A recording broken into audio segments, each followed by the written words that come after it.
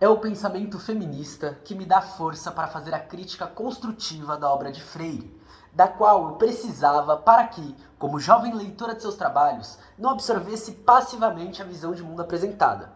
Continua Bell Hooks dizendo que existem muitos outros pontos de vista a partir dos quais abordo sua obra, o que me permite perceber o valor dela. Permitem que essa obra toque o próprio âmago do meu ser. Encontrei Freire quando estava sedenta, morrendo de sede, com aquela sede, aquela carência do sujeito colonizado, marginalizado, que ainda não tem certeza de como se libertar da prisão do status quo. Encontrei na obra dele, e na de Malcolm X, de Fanon e etc., um jeito de matar essa sede. Encontrar uma obra que promove a nossa libertação é uma dádiva tão poderosa. Salve família suave, Morcego aqui, comunicador político da Caverna do Morcego, hoje com conteúdo diferente daquilo que temos trabalhado e inclusive estamos abrindo aqui com Bell Hooks. O tema é o livro Educação como Prática da Liberdade, do nosso patrono da educação brasileira, Paulo Freire. Hoje a gente estabelece um diálogo crítico com o que é o capítulo 2 deste livro, em que o autor vai discutir sociedade fechada e democracia. Entendendo que é um livro de 65, que o próprio autor atualiza suas proposições, e esse diálogo permanente faz parte da própria proposta dele, né? E eu gosto de destacar que Bell Hooks fala exatamente sobre isso, né? Não absorver passivamente a visão de mundo apresentada.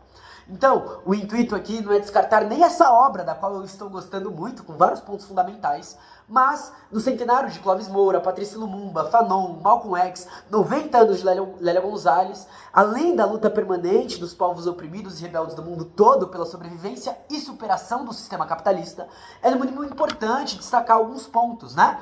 Então, a gente vai revelar aí um pouco desse movimento dialético de entendimento, pesquisa e transformação, que muitas vezes atinge inclusive a gente, né? A gente não nasce com um pensamento já radical e certo, né? E que podem ser superados. Inclusive, o Paulo Freire é um dos grandes exemplos disso. Porém, quando eu publiquei sobre esse capítulo, uma galera disse gostar do livro, outra disse que queria entender melhor as críticas, então eu vou me esforçar um pouco aqui para trazer exatamente isso, tá? Alguns pontos antes da gente começar. O roteiro desse vídeo está disponível no site da Clio Operária, nossa revistinha, tá? Então, segue, curte, comenta, compartilha. Aqui na Caverna a gente tem vários outros vídeos, como de leitura e discussão, playlist de debates e muito mais. E a gente também tem o link do nosso perfil para você acessar o nosso podcast Caverna do Morcego, que conta, por exemplo, com um episódio sobre Paulo Freire e Gramsci para discutir humanismo e liberdade. A gente integra, então, a revista Clio Operária, e aí eu recomendo a leitura dos textos das e dos outros camaradas, mas também pegar os roteiros que a gente está publicando dos vídeos. A gente também tem um cupom de desconto no site da Autonomia Literária, hashtag Morcego na Autonomia, que te dá 20% de desconto. Nosso livro, Por uma Implosão da Sociologia, foi publicado pela editora Terra Sem Anos. Sim, ele está gratuito no nosso Drive, mas no site é bem baratinho e vocês apoiam o projeto da editora. Então, dá essa força. E aí vocês também podem apoiar a gente financeiramente pelo nosso apoio coletivo, apoia.se/Caverna Morcego, ou pelo Pix, que também é nosso e-mail para contato, podcastmorcego@gmail.com. Mas é isso, bora lá pro episódio então. 25 anos depois do livro de Paulo Freire, Jacob Gorender publica pela primeira vez A Escravidão Reabilitada, com um capítulo falando sobre escravidão e abolição na perspectiva acadêmica, destacando um pouco do prestígio de Gilberto Freire e Oliveira Viana, ambos defensores de um branqueamento, com as suas diferenças, né? Gilberto Freire numa ótica muito mais da miscigenação, mas destacavam teorias sobre a formação social brasileira que carregavam o caráter patriarcal excepcionalmente benigno da escravidão luso-brasileira e da vigência da democracia racial em nossa sociedade. Na década de 70, eles têm seus postulados questionados, mas nos anos 80 eles meio que voltam ao cânone. Nesse ponto, a ideia de consenso, muito mais do que coerção, ou seja, a ideia da ideologia muito mais do que só a força, se tornava a base da escravidão colonial para esses autores. Ainda que em certos círculos já se destacasse nesse período um modo de produção próprio. Então tinha gente que falava sobre um modo de produção escravista ou um modo de produção colonial, como o próprio Jacob Gorender. Paulo Freire abre a discussão buscando entender as nossas experiências democráticas, no momento em que a ditadura empresarial cívico-militar está começando, retornando a uma breve análise do período colonial. Porém, apesar de uma abertura muito interessante, ele vai se utilizar de Alexis Tocqueville para falar de democracia. E nesse ponto, falta, como apareceu para mim, uma conversa com a camarada amiga e moderadora dos memes da caverna, salve, salve Flávia, análise da questão racial, que é fundamental, seja para entender o Brasil, seja os Estados Unidos. Então, esse cara que é lido, inclusive pela ciência política brasileira, como defensor da liberdade e da democracia, diz que é com as próprias mãos que se faz a democracia. Porém, ele ignora que houve um extermínio, um genocídio indígena nos Estados Unidos da América. E também ignora o problema da escravidão negra, que desembocaria inclusive no regime Jim Crow, né, de segregação racial, dizendo que isso não presume a ausência de liberdade ou de democracia, e que o principal problema seria que no momento que eles passavam, havia um desgaste econômico, além de uma mudança das morais cristãs. Só que nosso patrono, habilmente, vai colocar a posição em defesa das experiências do que ele chama de autogoverno, embora fique muito difícil de dizer se é uma defesa nacionalista ou uma defesa autônoma. E ele não cita os exemplos de resistência ao escravismo, como os quilombos, pontuando que quem estava no poder se distanciava de qualquer experiência democrática, que é uma avaliação correta da coisa. Resgata, então, Gilberto Freire, para apontar para o domínio de grandes terras, de indígenas e de africanos trazidos à força para cá. Então existia alguma força social que estava dominando tudo e tomando tudo. Porém, ele parece pensar a possibilidade de condições necessárias ao desenvolvimento de uma mentalidade permeável, flexível, característica do clima cultural democrático, afirmando que os nossos colonizadores não tiveram e dificilmente poderiam ter tido intenção de criar, na terra descoberta, uma civilização. Interessava-lhes a exploração comercial da terra. Parece aquela ideia de contrapor colonização por povoamento da colonização para exploração, tanto que vários autores que ele traz reforçam a colonização norte-americana. Quando o ponto central é que qualquer uma dessas formas busca expandir a acumulação originária ou primitiva às custas de povos racializados, colocando-os na subalternidade e promovendo, na maioria das vezes, genocídio. Não contente, Paulo Freire vai se apoiar em Viana Muggi, mais especialmente na tese de que os portugueses deveriam ter integrado o que veio a ser chamado como Brasil. Uma integração, nas palavras de Freire, com a terra nova, a edificar sobre ela. Porém, Viana Muggi era desses que afirmava que o clima amazônico era impróprio para a civilização, ou seja, descarta os indígenas desse processo, ficando numa mescla entre a admiração da civilização branca norte-americana, descartando o genocídio indígena, e seguindo uma ideia de mestiçagem, mas ele também vai mirar muito mais para um branqueamento em certos aspectos. Ele vai juntar aquela questão de raça, clima, para justificar o racismo, né? É isso. O Viana Muggi, não o Paulo Freire. Então, Paulo Freire fala sobre a formação da grande propriedade, da fazenda, do engenho, terras grandes, imensas terras, e que quem ia morar na casa do proprietário era, de certa forma, protegido. Mas quem eram os inimigos? As incursões predatórias dos nativos. Segundo o autor, isso são as primeiras condições culturológicas em que nasceu e se desenvolveu no homem brasileiro o gosto a um tempo de mandonismo e de dependência. Ou seja, e seguindo suas próprias definições, as relações de classe entre nobres e plebeus, mas também entre senhores e escravos, se dava de forma macia, numa espécie de paternalismo. Ou seja, ainda que não houvesse diálogo, os interesses dos senhores, de certa forma, cobririam, ainda que por um falseamento ideológico, os interesses dos escravos. O que faltava, segundo o autor, era o estabelecimento de uma dialogação, de responsabilidade social. Ou seja, necessitava, nas minhas palavras, não ser colonização, basicamente. Se, segundo ele, faltou-nos, na verdade, com o tipo de colonização que tivemos, vivência comunitária, a gente sabe que foi o que aconteceu nos espaços de conflito com o sistema que se impunha, mas que passou batido e que a gente não vai se aprofundar aqui porque a gente já tem muita coisa produzida, de texto, de artigo, o centenário do Clóvis Moura a gente está resgatando isso e por aí vai. Ainda que, sem condenar a colonização, ele não se propõe a explorar caso a colonização fosse diferente, se ela poderia ter sido democrática ou aberta. Mas segue a ideia, em partes freiriana, de que existem alguns aspectos positivos, entre eles o da miscigenação, que predisporia o brasileiro para um tipo de democracia étnica. Bom, chega dessa parte, né? Foi só para vocês entenderem um pouco do choque que eu tive quando eu cheguei nesse livro. Mas também a necessidade da gente apontar uma educação como prática da liberdade, ou como ele apresenta elementos pedagógicos em áreas para além, inclusive, da pedagogia, que sejam estabelecidos para além desse sistema que se impôs.